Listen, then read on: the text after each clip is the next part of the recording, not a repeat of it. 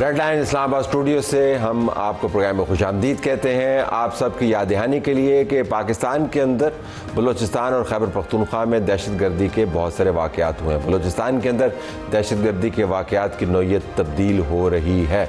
अगर आपको याद होगा तो 24 मई 2026 को कोयटा चमन फाटक के ऊपर जब शटल ट्रेन के ऊपर दहशतगर्दों ने हमला किया तो बहुत तबाही हुई और इससे आपको पता चला कि वो किस किस्म की प्लानिंग करते हैं।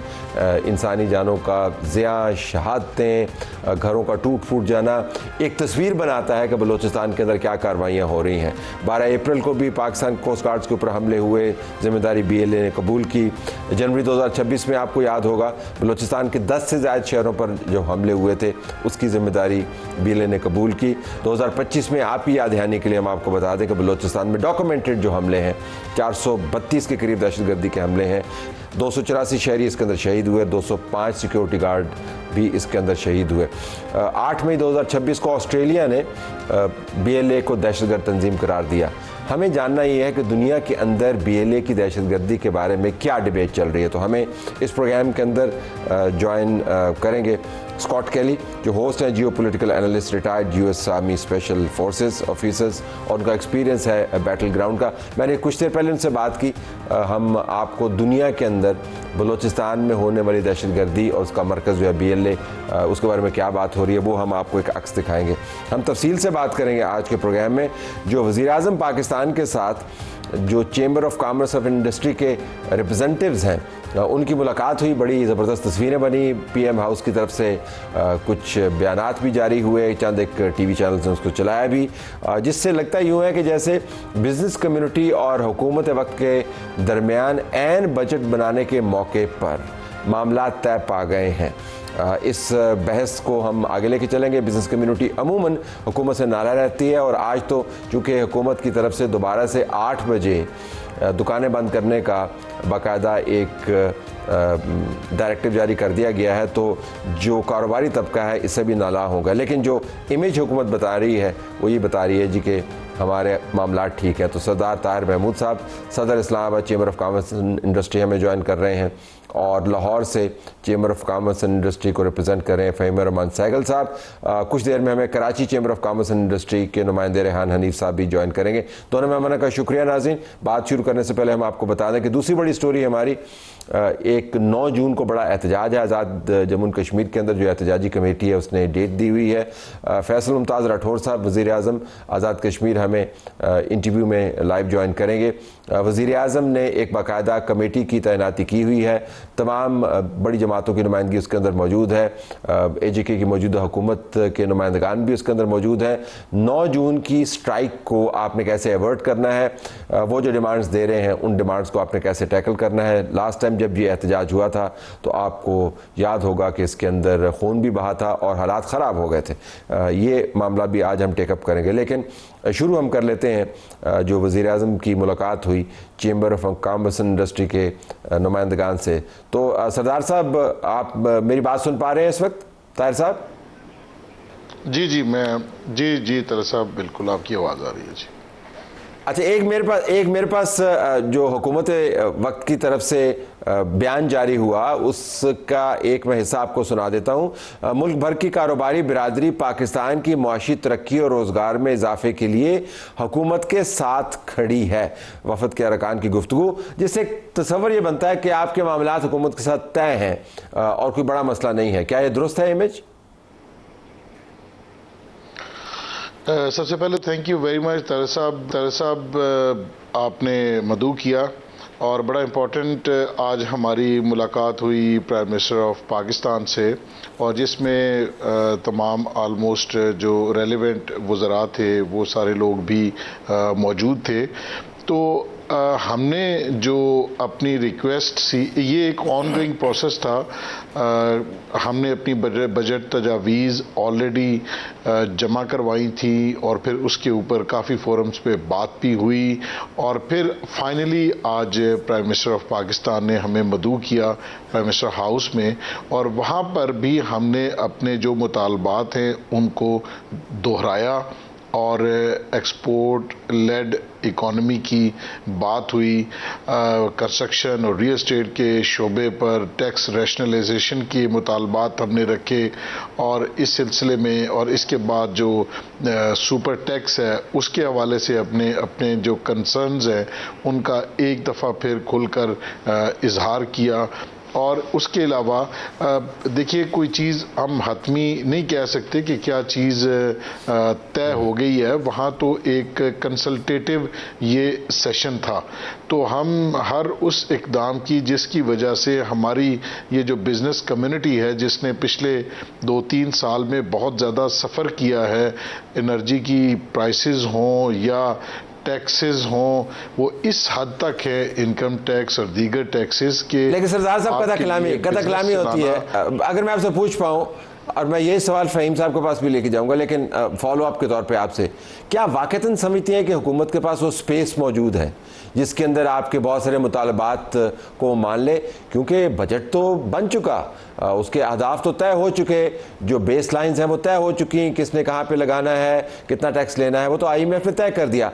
तो आप ये मुतालबात जो है, ये कोई मुझे तो थियरेटिकल किस्म की बहस लगती है ये सारी। देखिए जी, हमने तो जो तमाम चैम्बर्स के रिप्रेजेंटेटिव्स वहाँ पर मौजूद थे, हमने अपनी तमाम चीज़ों को बड़े एहसन तरीके से प्राइम मिनिस्टर साहब के सामने रखा और प्राइम मिनिस्टर साहब ने बड़ा हर एक मुकर्रर को सुना भी और उसकी बात में हमसे क्रॉस क्वेश्चन भी किए। मैं समझता हूँ कि ये ज़ाहिर है, आप क्योंकि पिछले 2-3 महीने से ये बजट की प्रिपरेशन का अमल जो है वो जारी है, तो इसमें बहुत सारी चीज़ें तो हो चुकी, लास्ट मिनट कुछ ट्वीक्स जो हो सकते हैं या जो हम एक्सपेक्ट कर रहे हैं वही हमने उनके सामने रखे। और अब जो हतमी बात तो उसी वक्त ही होगी जब जिस वक्त ये बजट आएगा। तो चलो ठीक है, वो फिर आप ज़रा बैठ के देखेंगे और हम आपको देखेंगे कि आप बजट को देख रहे हैं, फिर चेंबर्स की तस्वीरें चलेंगी, उसके बाद बहस होगी। फ़हीम साहब, तो आप ट्वीकिंग करवाने के लिए गए थे वहाँ पे मामलात को, आप तो क्या आपने बड़े मुतालबात लेके गए थे, और वाक़तन क्या आप समझते हैं कि स्पेस हुकूमत के पास मौजूद है कि वो चंद एक चीज़ों पर इम्प्लीमेंटेशन करे जिसका तज़किरा पहले हो चुका है?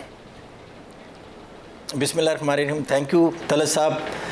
सबसे पहली बात तो ये है कि ये जो मुलाकात थी, एक जो पिछले चंद हफ्तों से एक एक्सरसाइज चल रही थी, ये जो बिज़नेस कम्युनिटी से जो मुख्तलिफ वज़रा कर रहे थे, SIFC में भी हम लोग गए, पार्लियामेंट में भी गए, और कॉमर्स के सारे मिनिस्टर से हमारी मुलाकात हुई, कॉमर्स सेक्रेटरी कॉमर्स से हुई, और जो हमारे पॉलिसी वाले लोग हैं उनके साथ भी हमारी अच्छी खासी डेलिब्रेशन हुई थी। ये उस मुलाकात का आउटकम क्या है? मतलब कि लास्ट एपिसोड आउटकम क्या है? हमें आउटकम बताइएगा, हमें आउटकम बताइए।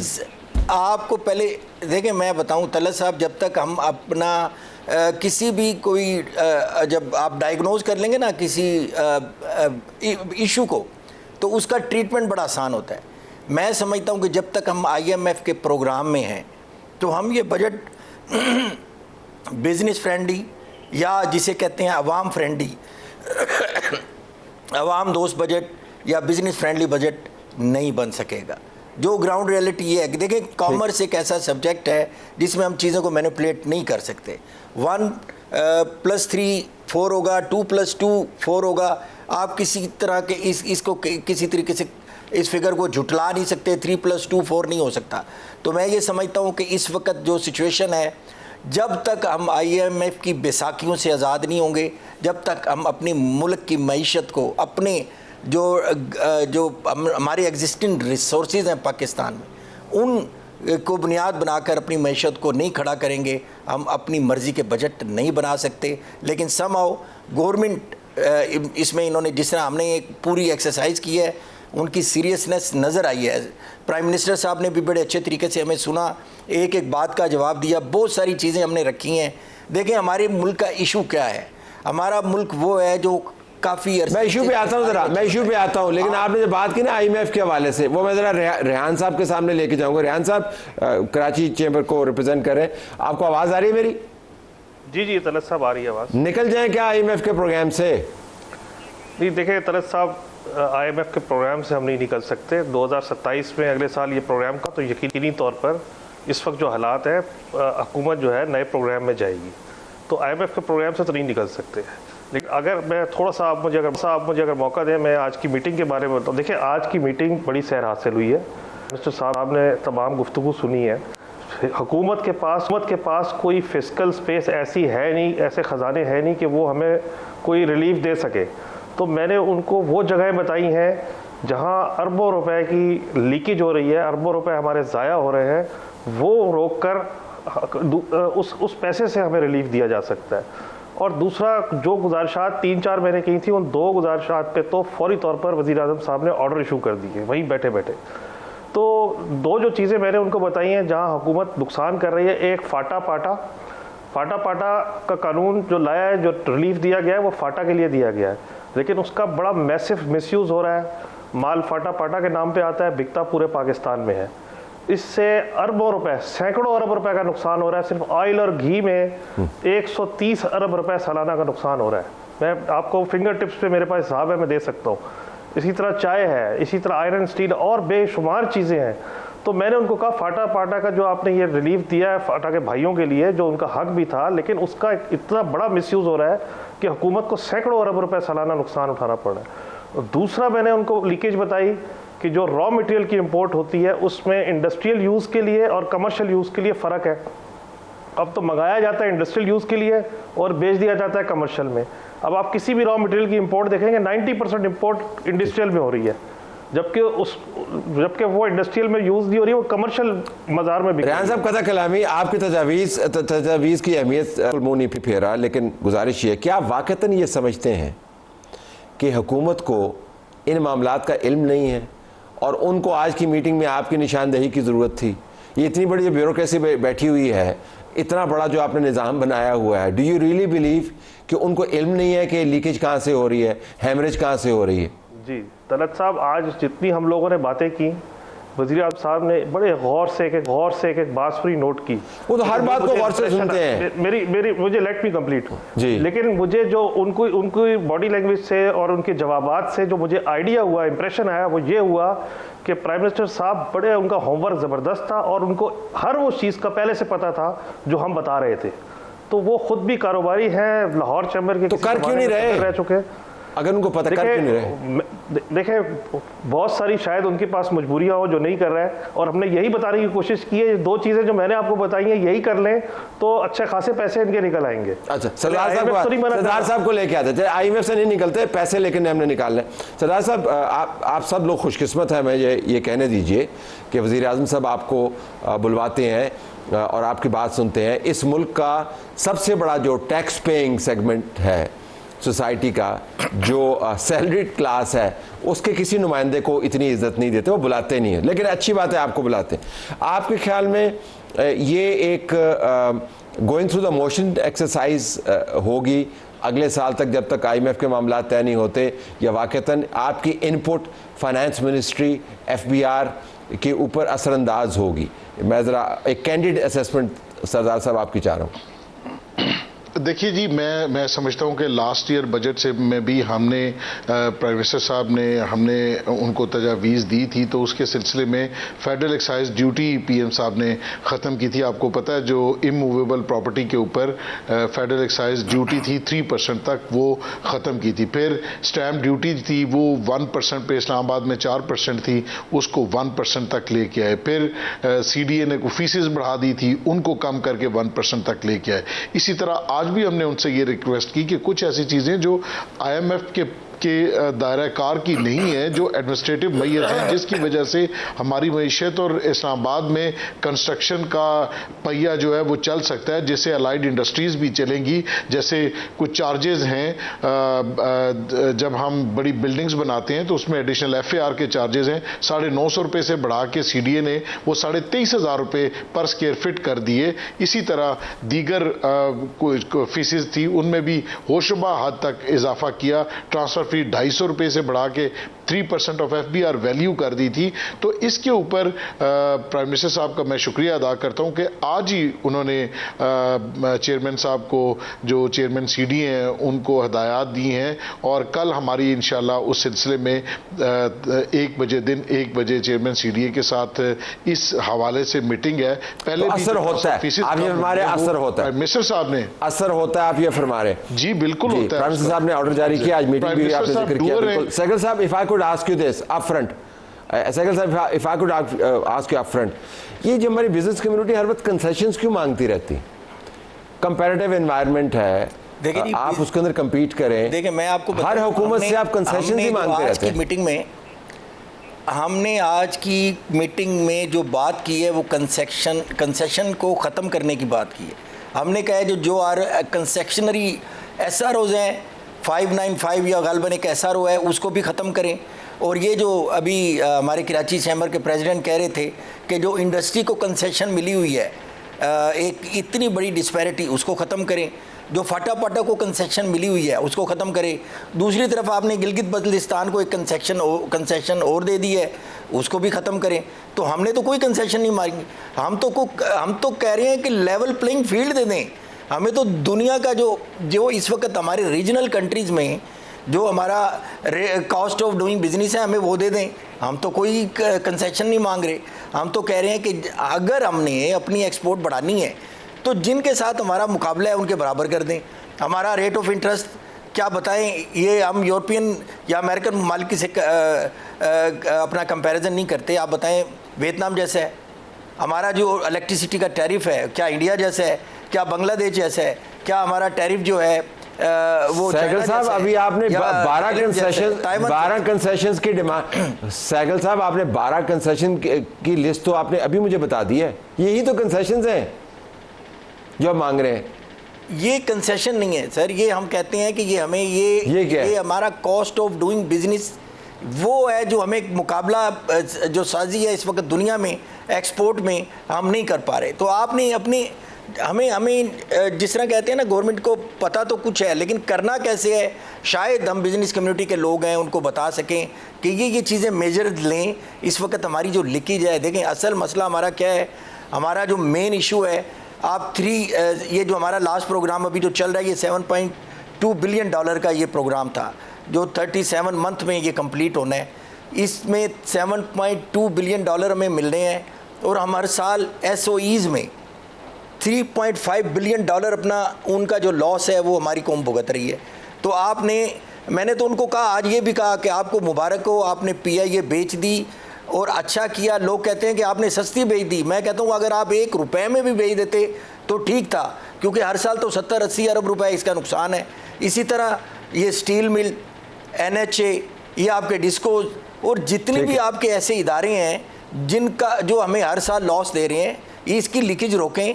ये एक हम पे बोझ है, इसको खत्म करें। इसके साथ साथ अब बड़ी इंटरेस्टिंग बात मुझे हनीफ साहब के पास जाना अनफेयर होगा अगर मैं उनके पास ना जा सका। 1 मिनट में हनीफ साहब फरमाइएगा, बिजनेस कम्युनिटी अगर अपना काम ठीक करे, अपने मामला ठीक करे, इस मुल्क से आपको पता है कितना पैसा बाहर जाता है, आपको पता है कि रियल इस्टेट बाहर किस किस ने ख़रीदी है, प्रोफाइल्स मौजूद हैं, all this money goes out of Pakistan. और उसमें बिजनेस टाइकून्स भी इन्वॉल्व हैं, उसके अंदर ब्यूरोक्रेट्स भी इन्वॉल्व हैं, उसके अंदर और लोग भी इन्वॉल्व हैं। तो आप वाक़तन समझते हैं कि हुकूमत को आपको मज़ीद ढील देनी चाहिए, लोगों को ख्याल है सख्ती करनी चाहिए आप पे? नहीं, देखिए हमने कोई कंसेशन नहीं मांगी। कंसेशन उससे मांगी जाती है भाई जिसके पास कुछ हो देने के लिए। 18वीं तरमीम के बाद सूबों को देने के बाद जुलाई के महीने में बजट जब शुरू होगा नया बजट, तो उसी पहले महीने से ही हुकूमत कंगाल होती है, उसके पास कुछ नहीं होता। तो हम उनसे क्या मांगेंगे?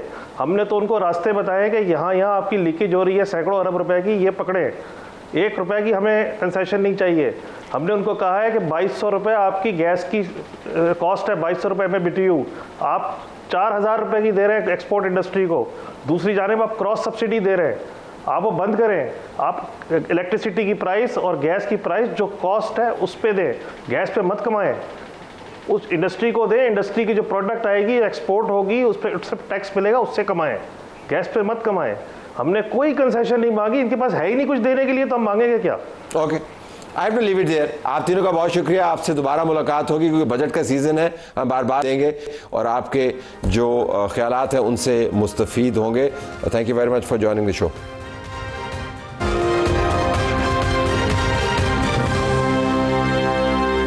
नाज़रीन, कश्मीर पाकिस्तान की शहरग है और शहरग का जो हिस्सा हमारे पास है उसका नाम है आज़ाद जम्मू एंड कश्मीर।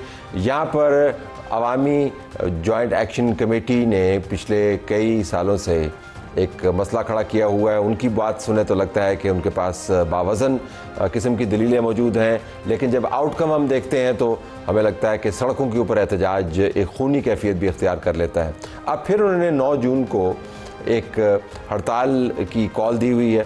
हुकूमत वक्त की तरफ से कोशिश की जा रही है कि इस मामले को तय किया जाए। वज़ीर-ए-आज़म बराह रास्त इस मुज़ाकराती अमल को सुपरवाइज़ भी कर रहे हैं, लेकिन जो टास्क है वो बुनियादी तौर पर वज़ीर-ए-आज़म आज़ाद जम्मू एंड कश्मीर का है।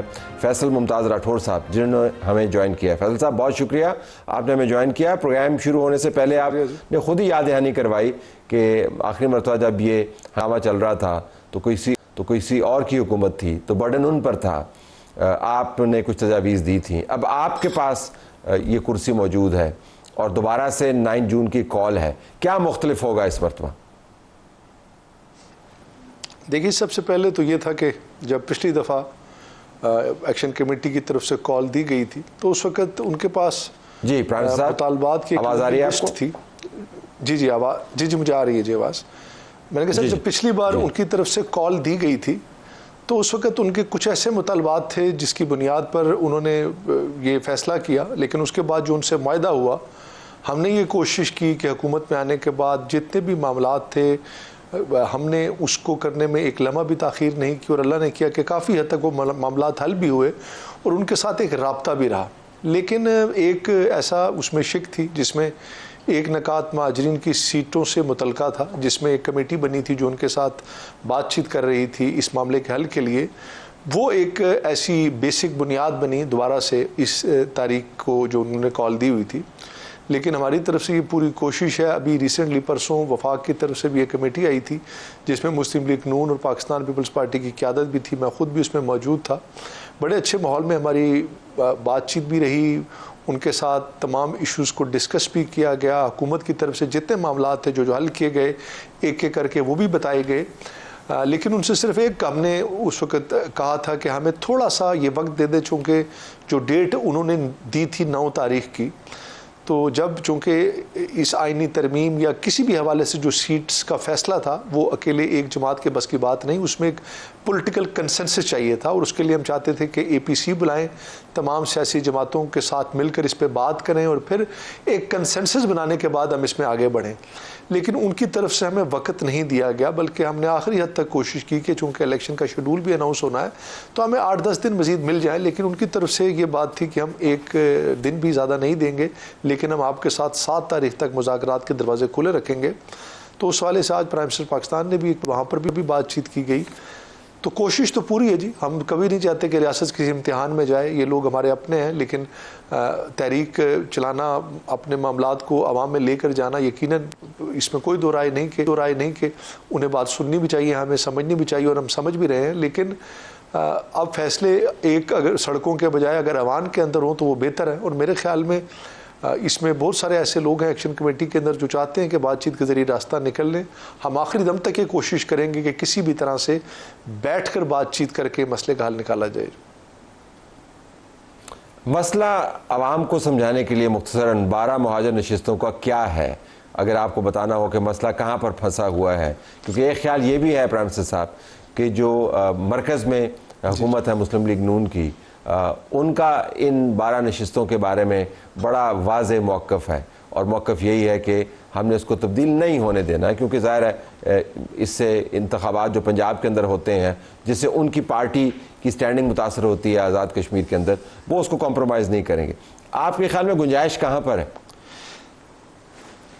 देखिए, सबसे पहले तो ये एक इन माजीन की सीट्स के हवाले से माजी के अंदर भी कुछ लोगों के एतराज़ात रहे हैं, क्योंकि ये सीट्स डायरेक्टली चूँकि पंजाब में है, 9 सीट्स हमारी, एक KPK में है, एक सिंध और अपना उसमें है बलूचिस्तान में, ये 12 सीट्स हैं हमारी। और इनके बारे में अक्सर ये तासुर दिया जाता है कि ये चूँकि वफाकी हुकूमत के बजाय सूबाई हुकूमतों के ज़ेर असर इंतखाबात होते हैं, मैनुपलेट हो जाती हैं। लेकिन ये एक अलग डिबेट है जिसमें यकीनन हमें एतराज़ात भी लोगों के इसके हवाले से रहे हैं।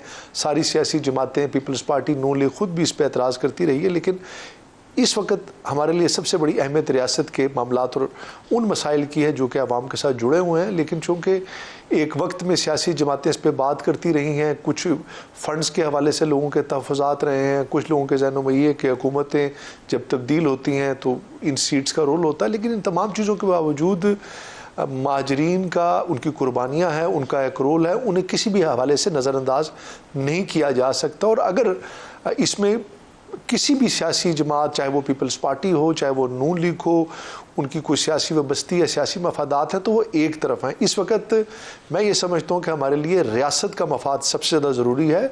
सीट्स के हवाले से इसमें कोई हमारी तरफ से ऐसी पाबंदी नहीं है। इस पर डिस्कशन हुई कि कुछ सीट्स को कम भी किया जा सकता है। उसमें वोटों के तनासुब से, चूँकि रियासत के अंदर जो इस वक्त वोट रजिस्टर्ड हैं वो ज़्यादा है, जबकि माजरीन के हलकों में जम्मू और वैली के थोड़े वोट हैं, तो उस बुनियाद पे सीटों पे कमी पे भी बात की गई है। तो हमने इसमें कोई दरवाज़ा बंद नहीं अभी तक किया। हम चाहते हैं कि नेगोशिएशन के साथ इस पर कोई अफाम व तफहीम से रास्ता निकाल लिया जाए। बिल्कुल। आखिर में अगर मैं आपसे पूछ पाऊँ, इम्कानात का खेल है, अगर ये ना हुआ और एहतजाज कौन सा दूर है, और पिछली मरतबा जो एहतजाज हुए उसके अंदर जो मामलात बने उससे आप बखूबी वाकिफ़ हैं, आपकी हुकूमत क्या करेगी उस एहतजाज को अगर ये मुतालबा पूरा नहीं होता and they press ahead with एहतजाज, तो क्या करेंगे आप?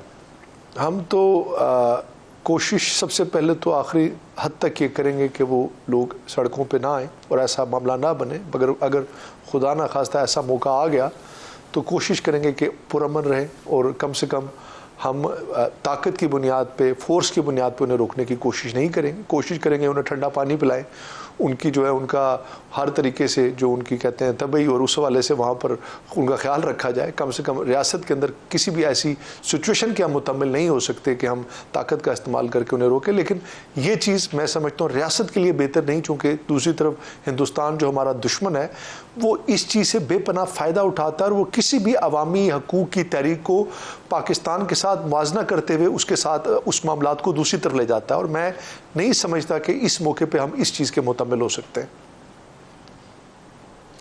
फ्रांसिस साहब, बहुत शुक्रिया आपने हमें ज्वाइन किया। नाज़रीन, एक तरफ आज़ाद जम्मू कश्मीर के मामलात हैं, दूसरी तरफ पाकिस्तान के मामलात भी हैं। ब्रेक के बाद जब आएंगे तो हम आपके सामने बैन अवी पर्सपेक्टिव रख रहे होंगे कि दुनिया बलूचिस्तान के अंदर होने वाली दहशतगर्दी और जो जिम्मेदारियाँ कबूल करते हैं इन तमाम दहशतगर्दियों के वाक़यात में से मेजॉरिटी की BLA, उनके बारे में क्या रवैया रखती है। Stay tuned.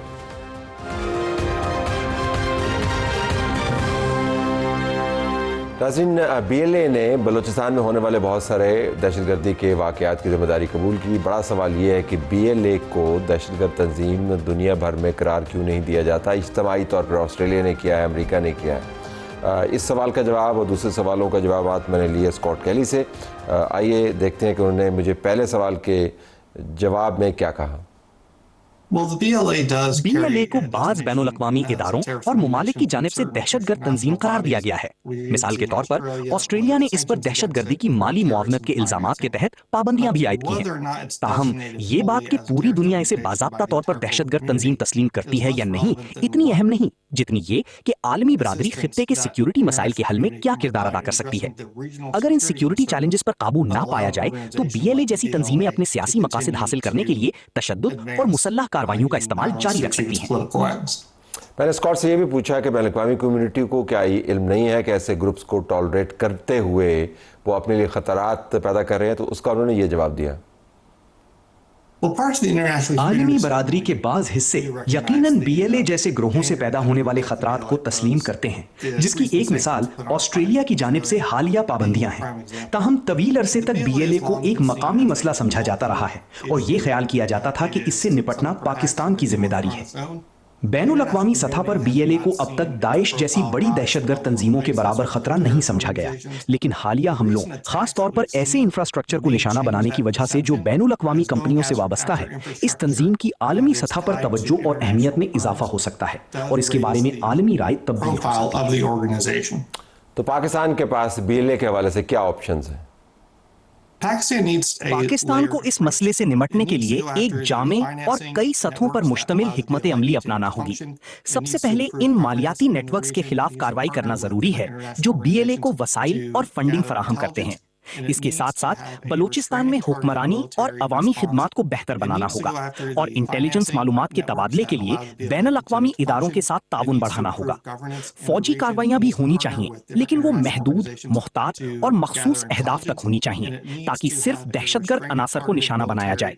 साथ ही मकामी आबादी के हुकूक, इज्जत और खुद मुख्तारी का एहतराम करना जरूरी है, क्योंकि अगर अवाम में नाराजगी बढ़ी तो इससे तंजीम के लिए नए अफराद भर्ती करना आसान हो सकता है। नाज़रीन, हमारी तरफ से ये कुछ इजाज़त चाहते हैं। अल्लाह हाफिज़।